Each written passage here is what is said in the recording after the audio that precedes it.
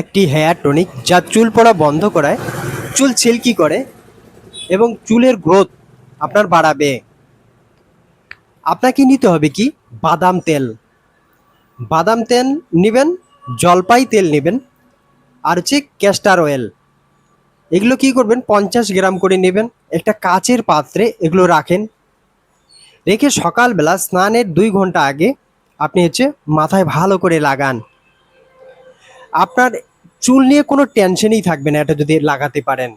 আর যারা চুল গ্রোথ করতে চান, খুব তাড়াতাড়ি গ্রোথ করতে চান, তাহলে শুধু একটা কাজ করবেন, অ্যালোভেরা পাতা, অ্যালোভেরা যে পাতার জেলটা আছে, সেই জেলটা স্নানের 1 ঘন্টা আগে ভালো করে মাথায় লাগিয়ে তারপর স্নান করতে যান।